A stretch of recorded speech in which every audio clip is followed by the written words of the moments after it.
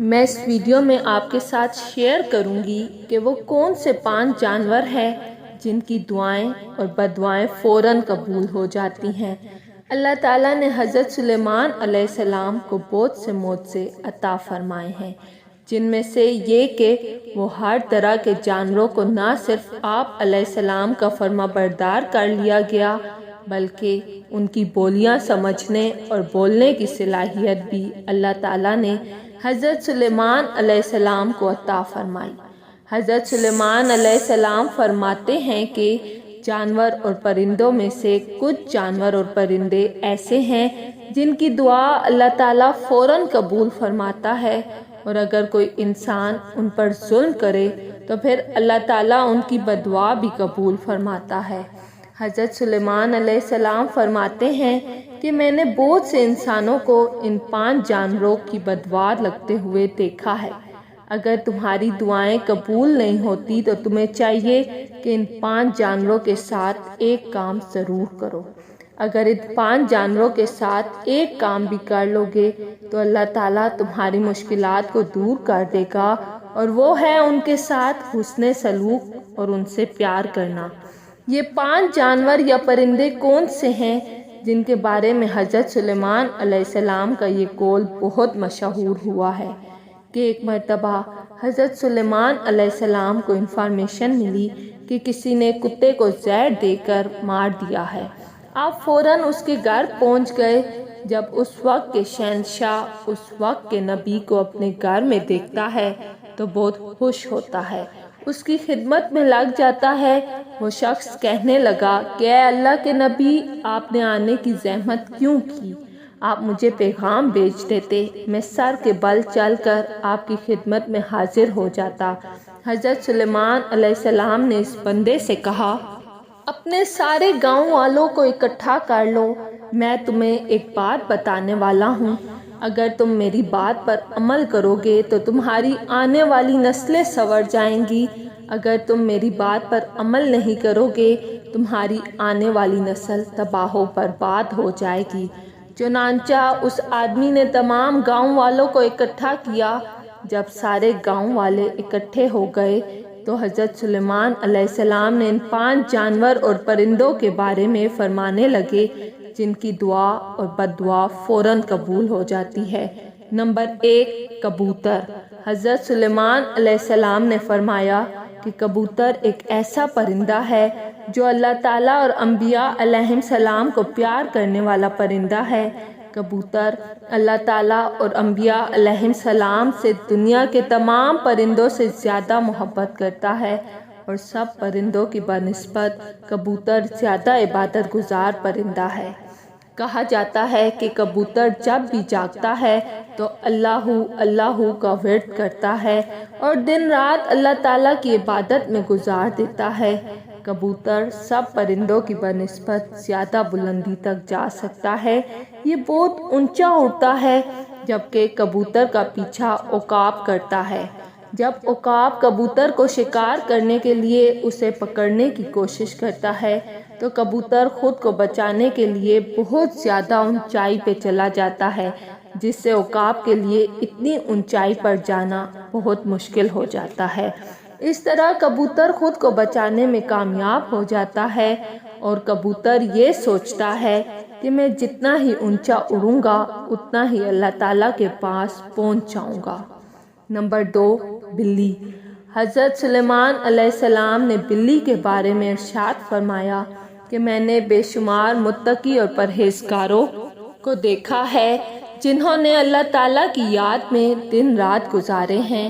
اللہ تعالیٰ نے ان لوگوں کی دعائیں اتنی جلدی قبول نہیں کرتا جتنی جلدی بلی کی دعا قبول کرتا ہے۔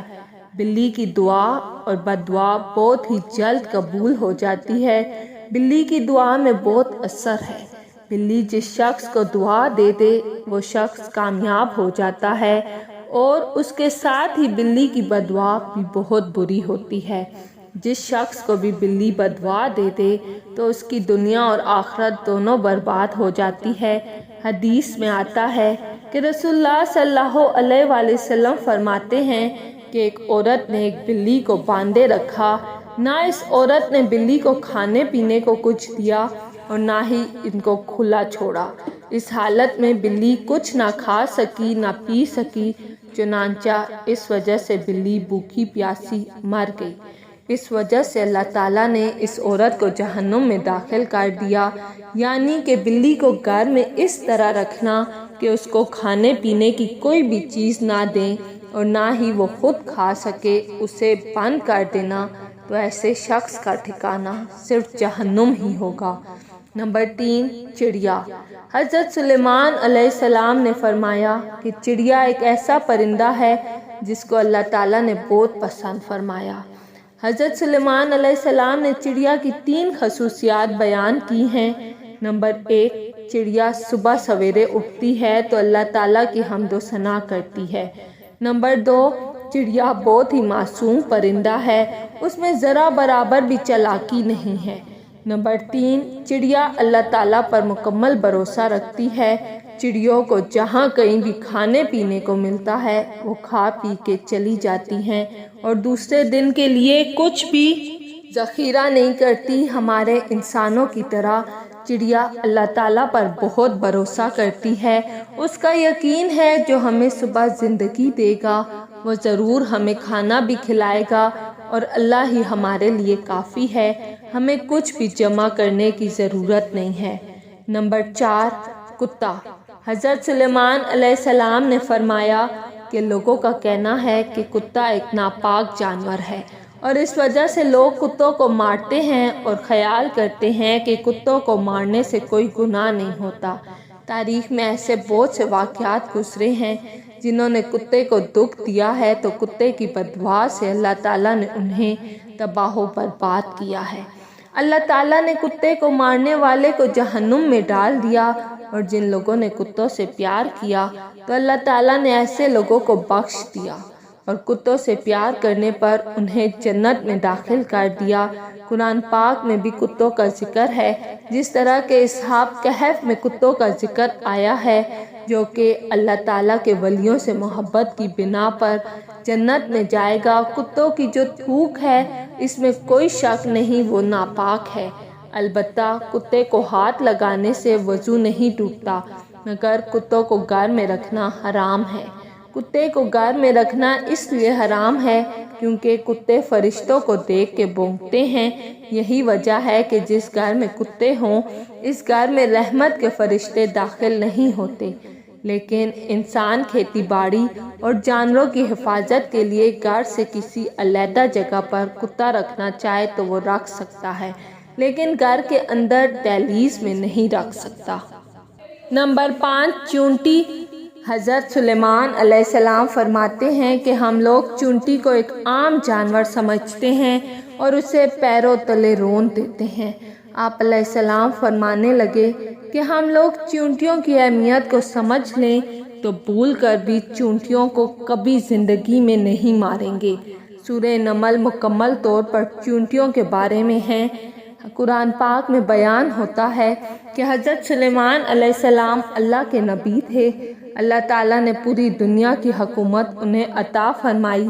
حضرت سلیمان علیہ السلام کا گزر ایک ایسے علاقے سے ہوا جہاں چونٹیوں کی بستی تھی۔ ایک چونٹی حضرت سلیمان علیہ السلام کے لشکر کے پاس آتے ہوئے دیکھتی ہے تو دوسری چونٹیوں کو بلند آواز میں پکارتی ہے کہ حضرت سلیمان علیہ السلام کا لشکر آ رہا ہے، حضرت سلیمان علیہ السلام کے لشکر سے دور ہو جاؤ، کہیں ایسا نہ ہو کہ تم سب حضرت سلیمان علیہ السلام کے لشکر کے نیچے آ کر کچلی جاؤ۔ جس پر حضرت سلیمان علیہ السلام اس چونٹی کی بات کو دور سے سن کر مسکرا دیتے ہیں۔ چونٹیاں بھی انسان ہی کی طرح زندگی بسر کرتی ہیں۔ جدید دور میں یہ بات بھی ثابت ہوئی ہے کہ چونٹیاں بستی بنا کر ایک کمیونٹی میں رہتی ہیں۔ چونٹیاں اپنی بستیوں میں اس طرح رہتی ہیں جس طرح انسان اپنے معاشرے کی سوسائٹی کمیونٹی میں رہتے ہیں۔ حضرت سلیمان علیہ السلام نے فرمایا کہ جو کوئی بھی چونٹیوں کو مارتا ہے تو اللہ تعالیٰ اس سے رزق چھین لیتا ہے، اور اگر اچانک چونٹی پاؤں کے نیچے آ کر مرتی ہے تو وہ ایک الگ بات ہے، لیکن کبھی بھی جان بوجھ کر چونٹیوں کو مارنے کی غلطی نہیں کرنی چاہیے۔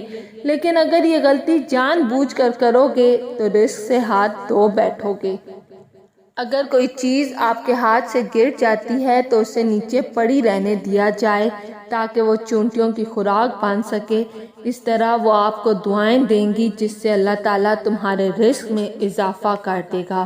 علماء کرام کا کہنا ہے کہ چونٹیوں کی بعض اقسام زہریلی ہوتی ہیں اور جو اگر جسم پر کاٹ لے تو جسم پر سرخی اور سوزش آ جاتی ہے، جس کی بنا پر علماء کرام کا کہنا ہے اگر کسی کو چونٹیوں سے نقصان کا اندیشہ ہو تو اس حالت میں انہیں مارا جا سکتا ہے۔ حضرت سلیمان علیہ السلام نے یہ 5 باتیں لوگوں سے بیان کرنے کے بعد فرمایا کہ میں اب آپ سب کو ایک راز کی بات بتانے والا ہوں۔